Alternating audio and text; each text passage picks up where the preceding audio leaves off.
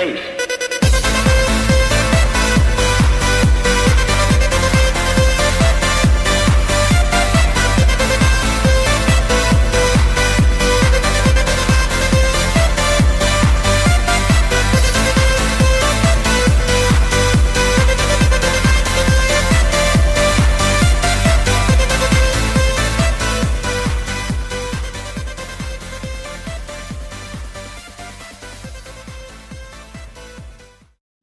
Hello people, I apologize for episode 6 being cut off at the end. I was quite tired when I was finishing it, and Sony Vegas is completely overcomplicated, so it's hard to edit sometimes. And I forgot to do the loop region right and all sorts of crap, so it got cut off. Now, I was right in the middle of building an XOR gate. I think I actually just finished building it. So I'm just going to make this as episode 6.5, and I'll start off by giving you a tutorial on how to build XOR gates and the purpose of them. Now, this also gives me another opportunity, because I have a bunch of video that doesn't fit anywhere. It doesn't really go with any episode per se. It's kind of random segments, but I also want to have them in something somewhere, because they're pretty good. So this, I'm going to start doing this more like on a more regular basis, having half episodes where I just put a extra video that I've collected, at least to get it off my hard drive and to give you guys some more content. So this episode we're going to do the XOR gate tutorial. And we're also going to do have some stuff about shearing and dyeing sheep, and I'll show you all the different colors of wool. And I also have some spelunking and maybe some other stuff. I can't remember. But we're going to start by building this XOR gate. Now, say we have a door. Pretend this is iron. Most people power iron doors with buttons, but the problem with buttons is I hit the button, and sometimes the door is going to slam in my face because the button only powers it for about a second. I hate that. So I use levers for most doors, but the problem with levers is if I had a lever here and one here and tried to power a door with them, I'm going to turn this one on and walk through, but I can't close the door with this lever because that other lever is still on. It's supplying a constant source of power. Okay, so how do you fix that? You use an XOR gate. And that's pronounced XOR. It's spelled XOR. In the textbook definition of XOR, I guess if you wanted one, in Minecraft at least, the output of an XOR gate, in other words what we have it running to, in this case a door, the output of an XOR gate will be on, in other words it will be powered, if the inputs are unequal, and it will be unpowered if the inputs are equal. What the fuck does that mean? Okay, we have these two levers. Right now they are both equal, they are both off. You can think of it as, 1 and 0. Right now they are both 0, they are equal. If I turn one on, they are unequal. Now one is on, one is off. One's 1, and one is 0. Okay, got that out of the way. I think you can see where I'm going with this. I want the door to be opened when they are unequal, when one's on and one's off, and I want the door to close when they are both equal. In other words, they are both on or both off. And the reason I do this is because it lets I don't have to do it in order. I think you can use an OR gate or a NOR gate to open this door, but you'd have to press the levers in order. You'd have to go through this side, press that one, and then come back and then go through and then press this one. So if you're playing with other people, or if you say you die and you respawn on the opposite side, you're no longer going to be pressing the levers in order, and the door is not going to open. So I want it to open whenever I hit a lever. It doesn't matter what side I'm on or what order I've opened or closed the door. That's why we want to use the XOR gate. Okay, how do you build said gate? Well, it's a little tricky. I suggest you print out the reference sheet on the Minecraft wiki that has a picture of all the logic gates and diagrams. But this essentially is a modified NAND gate to start. and it's going to look like this, and we're going to need a bunch of torches. Didn't I just have more torches? Oh, interesting. Oh, I made a repeater, that's why. So we're going to put one here, one here, one here, one here, one here. Now we're going to put redstone, and I'll explain how this works later. Wait a minute. No, sorry. This has to go here, like that. And we're going to put redstone here, here, here, and here. Okay. Now we're going to have it like... Hold on. I always have to look. I always have to look to make sure I'm doing this right. Yeah, yeah. Okay. Am I doing this right? Yep, yeah, I'm doing this right. Sometimes it is difficult to remember, and I'm pretty tired. I just woke up, so forgive me. And I want this and this. Okay. And I want redstone here, torch here, torch here. Okay. And now we connect the output, and the output is between these two torches. And we connect this to the door. Okay, so this is your XOR gate. I'll stay here for a second so you guys can get a good look. Output is here, goes to the door, it's between these two torches. Now, the inputs. You put one to one torch and one to the other torch, running into these blocks. And I need a repeater here, because this is too long. Okay. Now you're done. And that's all there is to it. Now, understanding how this works is difficult at best. And the secret really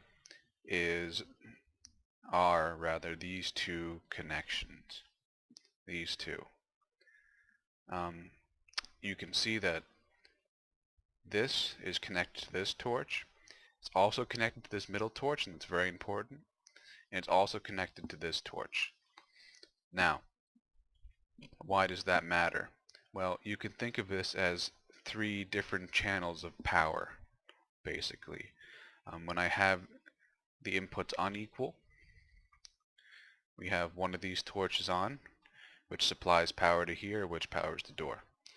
When I have both of these equal, either on or off,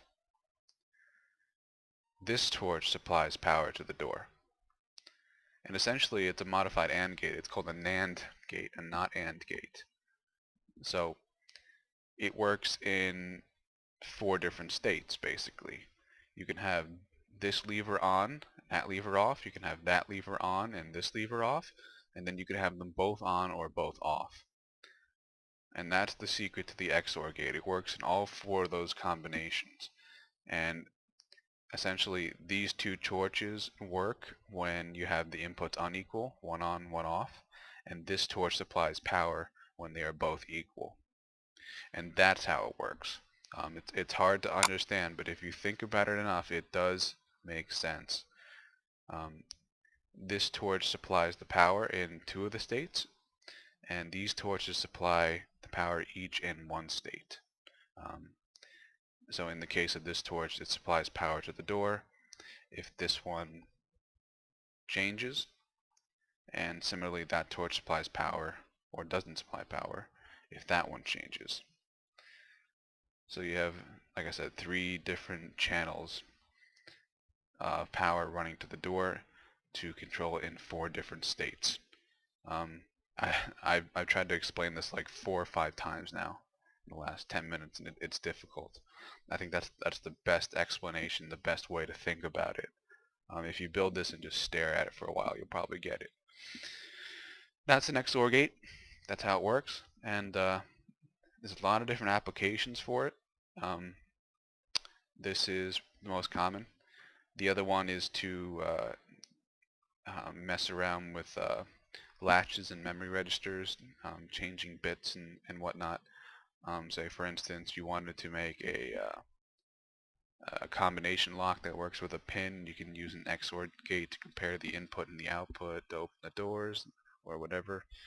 That works too.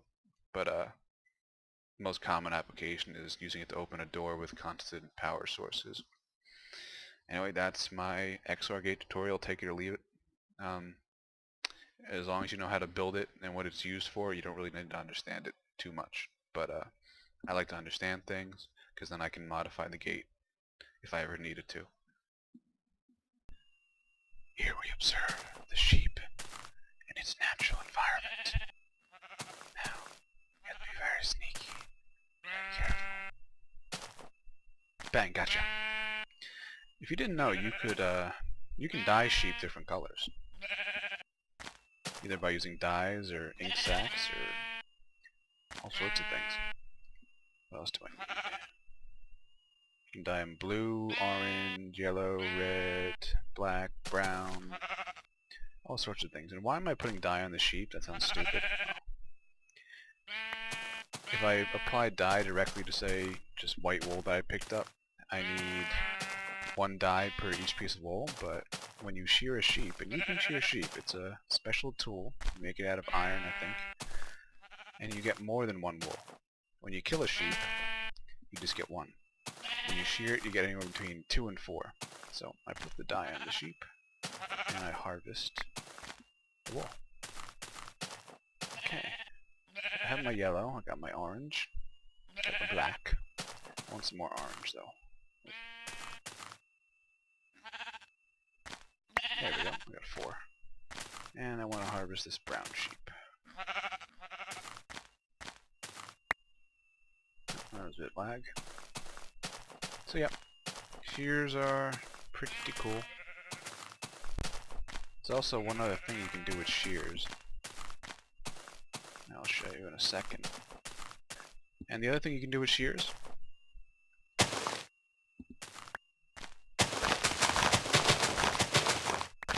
number 1, notice how super fast that is for clearing it. Number 2,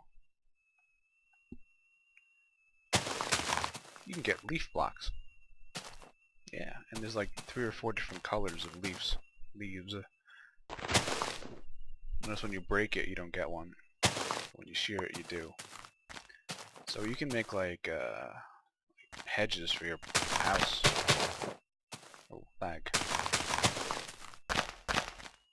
Looks pretty cool.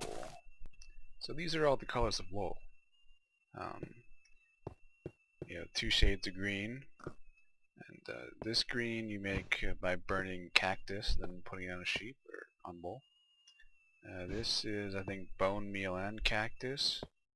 This is just rose. This is bone meal and rose, I think. This is dandelion. This is dandelion and rose. This is, I think, bone meal and lapis ore. I think this is just lapis ore. I forget what this is.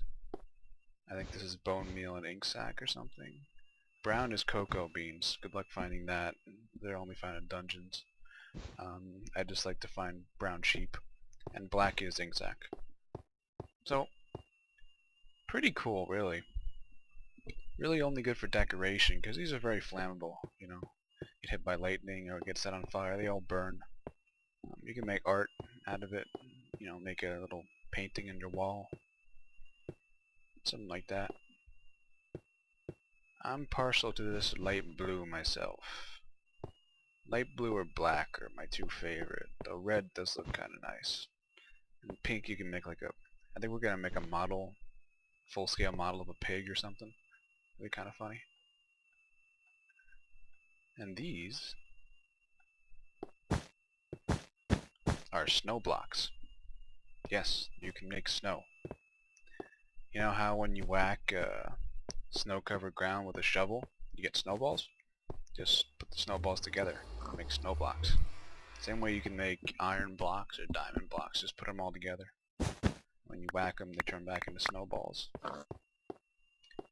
This looks really cool, the snow block. I mean, it's like perfectly white. I think I'm gonna make my snow fortress out of these. And then have like an ice floor. That would look really cool. Oh, by the way, this looks just like ice.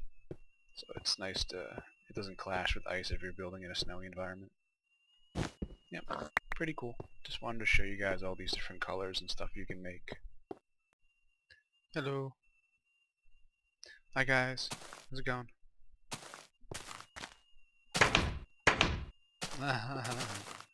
Mushrooms! Mushrooms everywhere! Want to see a really funny and cool way, an effective way to kill mobs?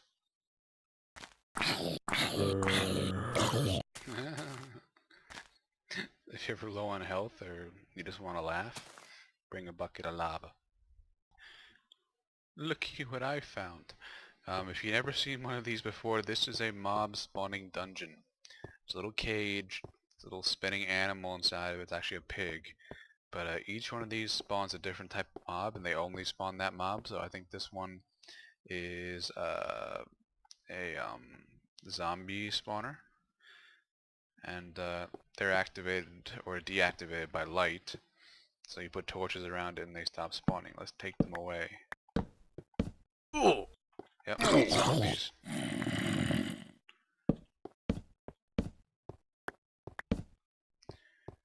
And you find these little chests in the dungeon.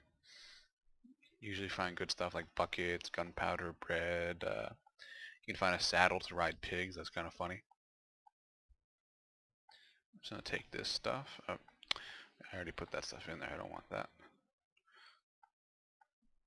And you can always tell a dungeon by this mossy cobblestone. And I always take this because it's very rare. Only found in dungeons. It looks really cool. You can make part of your walls out of it to decorate. I was actually expanding the mob trap when I found this cave. It's the first dungeon I found in this world.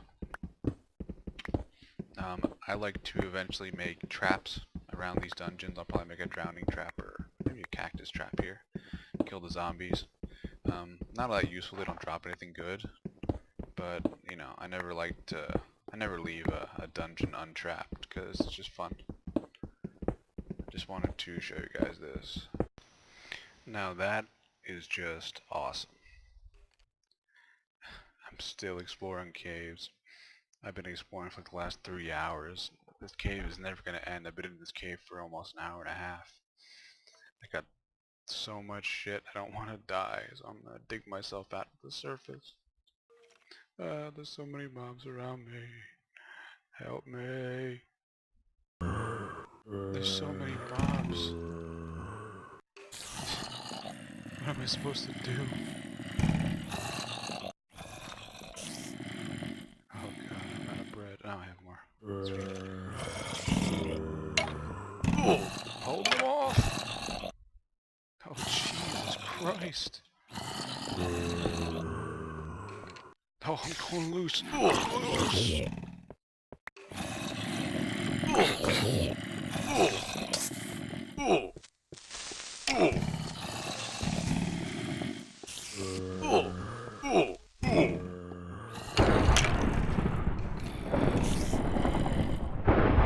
fuck stick. I almost died. Oh, fucking glitch.